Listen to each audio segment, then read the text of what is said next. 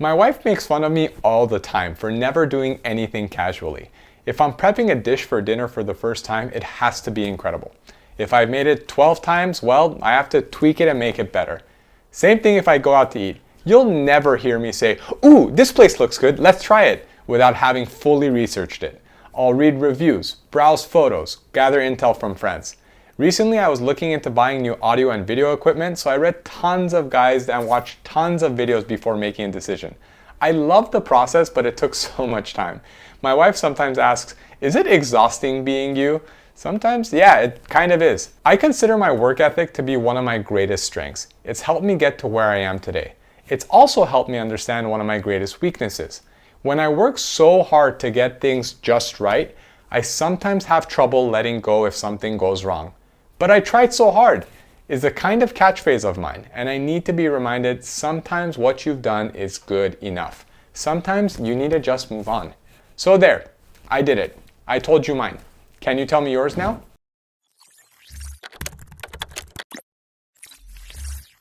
Okay, you're probably wondering what exactly I'm talking about. Why am I sharing this? I'm Dr. Shemmassian, medical school admissions expert at Shemmassian Academic Consulting. In this video, we're going to talk about what I find to be one of the most intimidating medical school interview questions. What is your greatest strength and its evil partner?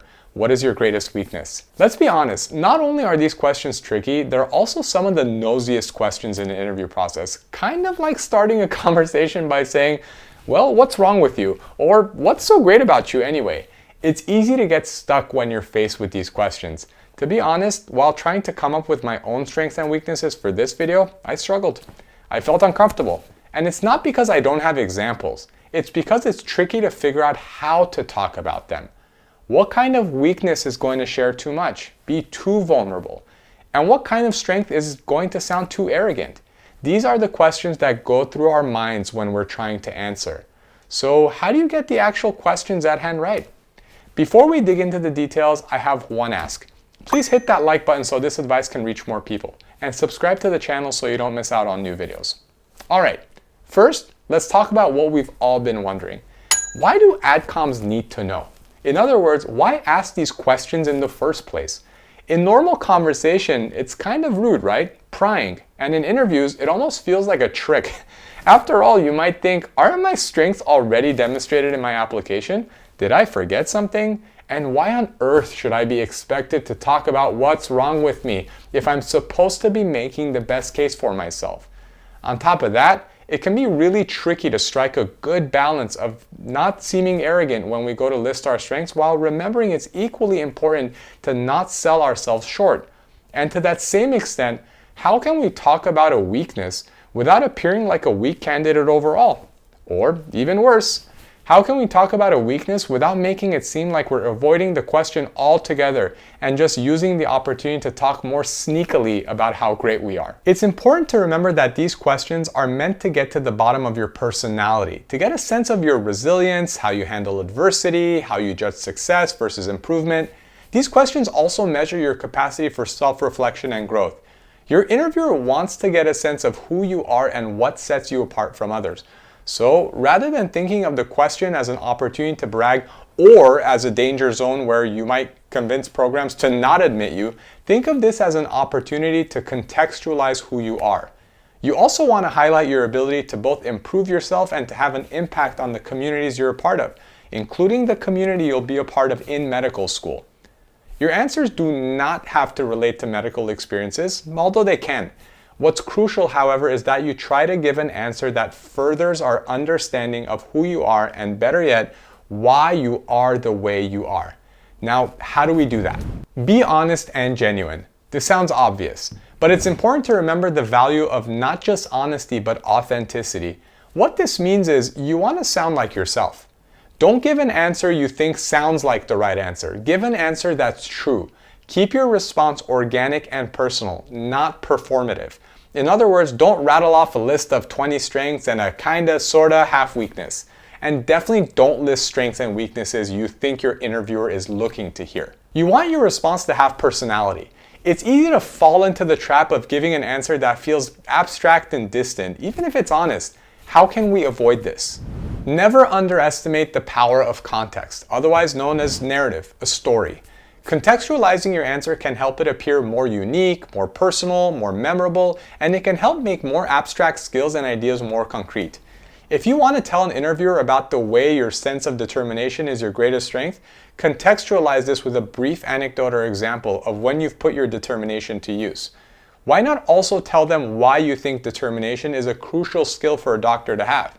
There can be a huge difference in telling an interviewer that your biggest strength is your leadership ability versus telling them that you take great pride in your ability to have led a group of students in founding an international volunteer fundraising committee at your university, discovering your ability to lead as you learn to delegate tasks, recruit members, network with college administrators, etc.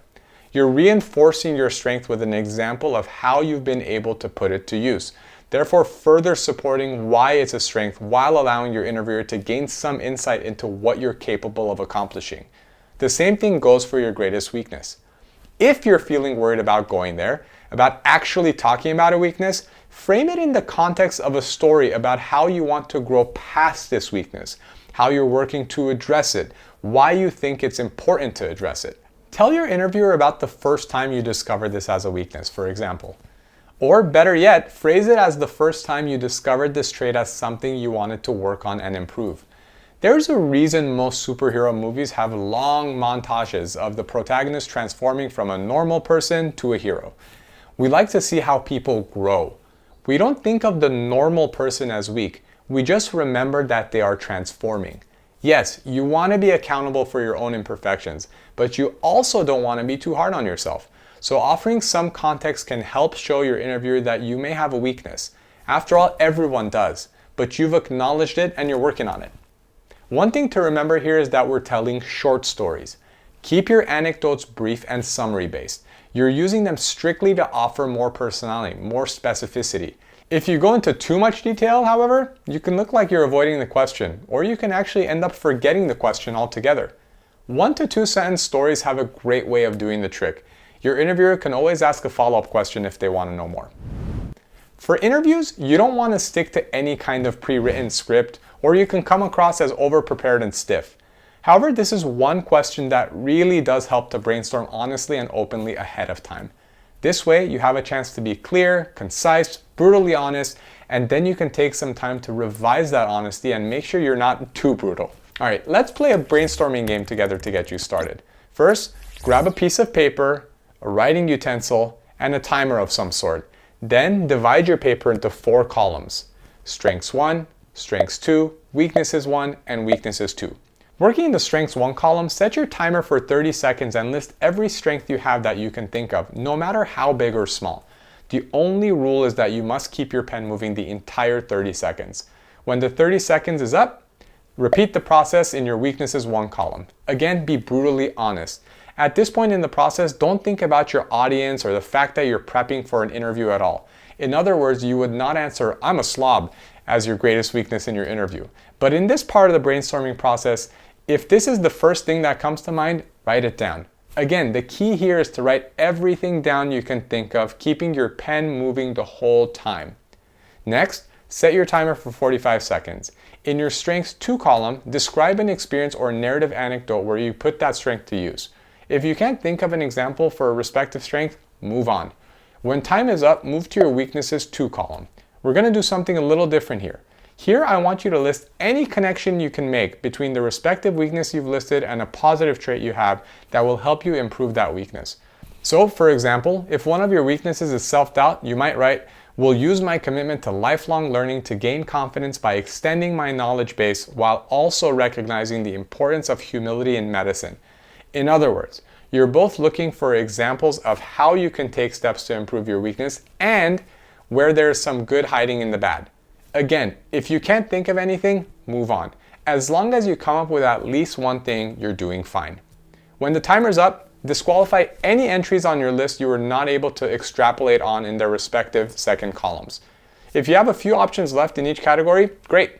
If you want to narrow this down, knowing that it's always good to have multiple options, try and pair up a strength and a weakness that relate to each other or that work together to tell a story. You can still keep your strength and weakness separate on interview day. But if you do a little bit of brainstorming work ahead of time to see what fits together, it can help give a sense that you're telling a cohesive story. When you're finalizing your answer, there are a couple of common mistakes you want to be careful to avoid. First, you don't want to appear as though you are trying to sell the strength as a weakness. For example, your perfectionism is not an adequate weakness. Remember, it's important to stay genuine, and this will clearly come across as a strategy to avoid answering the question at hand. No one likes someone who thinks there's absolutely nothing wrong with them. Remember that. Second, you want to avoid general language as always. Don't leave abstract wording floating out there. Be sure to extrapolate on your answers. Talk about the ways your strengths and weaknesses have had an impact on you and your work. Why do they strike you as your greatest strength and weakness? Note the superlative there. It demands some consideration. For example, let's say you're talking about your greatest weakness. An abstract response would be saying, I have some trouble delegating. It's a good start because you're actually naming a weakness, but imagine if we transformed it to something like, I struggle to delegate or share workloads and often want to take on a lot of the work myself since I know I can rely on myself. I've been noticing this, especially at school when working on group projects that require students from a lot of different backgrounds and work ethics to come together. However, I know this can often get in the way of my forming meaningful, collaborative relationships with classmates. And that's something that really matters to me, so I've been working on it. Here, the speaker is specifying an abstract weakness by offering the context of a specific example when this weakness gets in the way, and by further adding some stake by talking about how the weakness affects their long-term goals, making it something they want to address. This can be a huge part of answering the weakness question, offering some insight into why it's something you want to address. You would get bonus points if you discuss specific ways you've already started working on it. That will help you strengthen your weakness response every time. See what I did there? For a strength, say you want to bring up, I'm a good listener. Again, it's a valid strength, but it feels abstract because it lacks specificity. A much stronger response would be, I value how hard I've worked to become a considerate listener. As an aspiring doctor, I know how important empathy and doctor-patient collaboration is. And I think much of this relies on a doctor's ability to listen to patients actively. So it's a skill I've spent a lot of time trying to build. And I think I know how to listen in a way that makes people feel not just heard, but valued and respected. See how the speaker is able to improve their response by telling us why this strength applies to their specific goals of becoming a doctor? They're also able to further specify what makes them a good listener.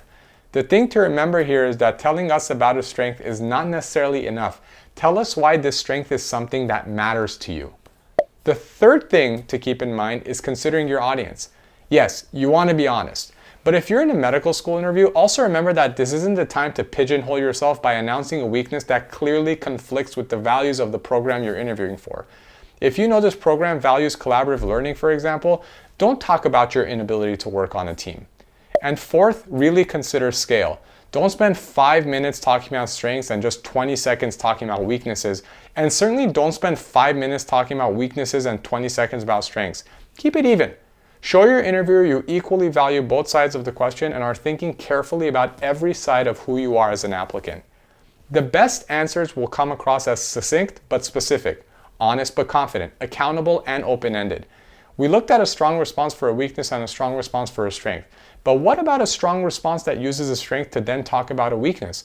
Those responses can be a great way to tell a story. So let's see an example. While volunteering at an elementary school in the West Bank, I realized that one of my biggest strengths is my ability to adapt to diverse and unique work environments, sometimes with very few resources. That said, I also learned that I can sometimes get tunnel vision, my self-motivation keeping me from fully communicating with the other members of my team.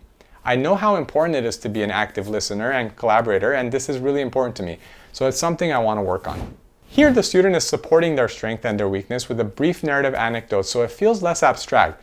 They're not being mean to themselves, but they're also not selling themselves as the next Marvel superhero.